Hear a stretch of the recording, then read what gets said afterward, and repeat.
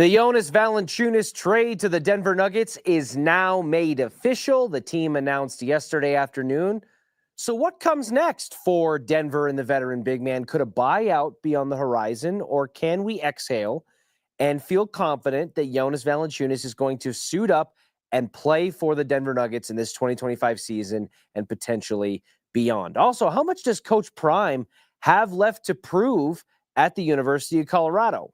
All things to come on today's rundown, but we will begin in the NBA, where it was announced late last night or yesterday afternoon that the trade for Jonas Valanciunas from the Sacramento Kings to bring the veteran big man to the Mile High City in exchange for the very little used Dario Saric was made official. Took a couple of weeks for this announcement to kind of marinate and sit out there before things were made official.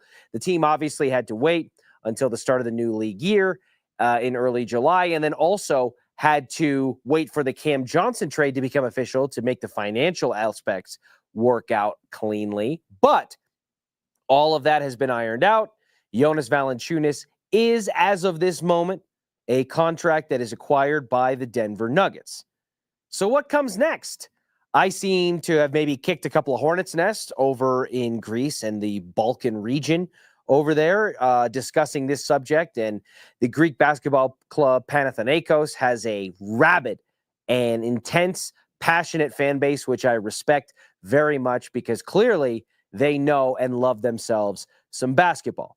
And I also talked last week about how I feel like I understand after digging into it a little bit deeper and really looking at both options on the table for a guy like JV, the pull that he feels to potentially continue to play in the NBA, even for a title contender like the Nuggets, and weighing that against leaving the NBA, going back to the Euro League, playing in Greece, where he's only a 3-hour flight from his family. He'll have a larger role, potentially be like a superstar level player, averaging a double-double, or at least having a solid chance to, on a Euro League champion contender, versus having more of a reserved role, veteran backup presence here in Denver. So I understand that a little bit more. And just because this trade was made finalized doesn't necessarily mean that Jonas Valanciunas wants to or will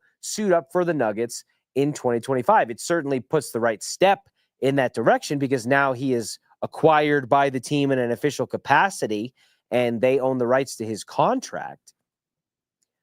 So what comes next for the Denver Nuggets and Jonas Valanciunas? I think, based on the way that David Adelman was talking about JV during the NBA Summer League broadcast on NBA TV, that clearly Ben Tenzer and Jonathan Wallace, the co-executive vice presidents of player personnel and basketball operations, and David Adelman have a clear-cut, thorough, and thought-out vision of how to use Jonas Valanciunas on this Denver Nuggets roster in 2025. And I do not think that his role is limited to just spelling Jokic for 8 to 14 minutes off of the bench. I actually think, using David Adelman's comments as evidence, that there is a reasonable plan to play Jonas Valanciunas at times alongside Nikola Jokic, perhaps in spell of Aaron Gordon, an aging player who is as tough as they come, but as we've seen in recent years, maybe needs a little bit more maintenance time and rest time to prevent the wear and tear on his body from grinding down over the course of an 82-game regular season. It's clear, I think, the plan to use Valanciunas in place of Jokic and the fact that they have similar skill sets allows for some of that to happen. Valanciunas is, for the center position, somewhat of an above-average passer, averaging between 2, 3, or maybe just north of 3 assists per game when he's there. And he has plenty of playoff experience playing in over 50 playoff games, starting in over 50 playoff games. And it remains to be seen whether or not that will translate here in Denver. In the regular season, it's one thing. The postseason, where the bench shortens and the rotation tightens up significantly, that is another. But I do think Now that Jonas Valanciunas is officially a Denver Nugget, and that contract has come over from Sacramento, Dario Saric, in an official capacity, is now with the Sacramento Kings.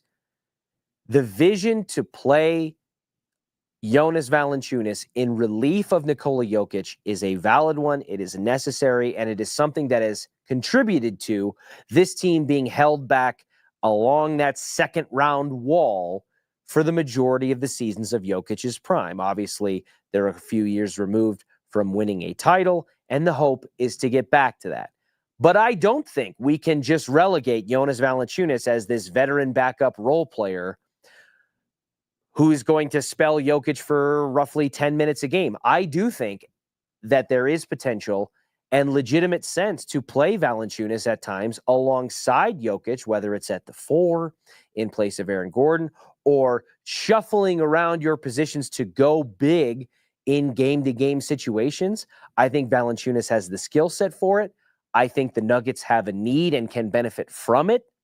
And I think that is part of the pitch and the vision that will help sell Jonas Valanciunas, whether it comes from Tenzer and Wallace, from David Adelman, or from the mouth of Jokic himself, that will ultimately seal the deal to keep Jonas Valanciunas as a contributing member in 2025 and not allow the door to return to Greece to remain open. Now, we do know that as of now, only 1 year of Jonas Valanciunas' contract through this trade is fully guaranteed. And I think that's the speculation that some of the holdup on Jonas Valanciunas' side was because of the inconsistency in the contract when it comes to that second year. But for now, JV is coming to Denver, and we will see how David Adelman and company plan to deploy him if and when they get the chance to in the regular season. In the world of college football, Coach Prime made some headlines, as he is wont to do, but this time not for something that he said necessarily, which he had plenty to say at Big 12 Media Day. This time it was about what someone said about him, and that would be one of the more respected voices in the college football world who works for ESPN in Paul Feinbaum. Paul Feinbaum joined First Take to discuss Coach Prime's comments at Big 12 Media Day, and the conversation from there expanded to what exactly Coach Prime is up against and the expectations for the 2025 season. Here's what Paul Feinbaum had to say. Quote, "I don't think Dion has really anything left to prove. They may not have made the playoffs, which was unrealistic in some respects last year, but they proved that they are a high-quality team, something I didn't think was frankly possible when Dion got there in this short period of time. So I think saying that Deion Sanders needs to prove anything is wrong. I just think he needs to show some consistency and get this program, as he said, more of a collective unit. But he can coach good players as opposed to exceptional players. Can he coach good players as opposed to exceptional players? That's the question." That last tidbit there, obviously in reference to two of his most notable departures from last year's team, and his son, Shedeur Sanders, the starting quarterback, and the reigning Heisman Trophy winner, Travis Hunter. This will be Coach Prime's first time having to deal with a quarterback battle in camp, and the first time coaching a team where his son is not the primary signal caller. And then anytime you lose a Heisman Trophy winner, you're going to take a little bit of a dip in talent in that regard. And in Coach Prime's own words, he thinks that individually they may not be as talented due to all the team talent that left for the NFL, but as a unit, a collective team, he feels going into 2025, they are more set up to succeed and maybe better from a roster standpoint than they were last year. Not sure I fully co-sign with that, but Coach Prime knows his team probably a little bit better than I do.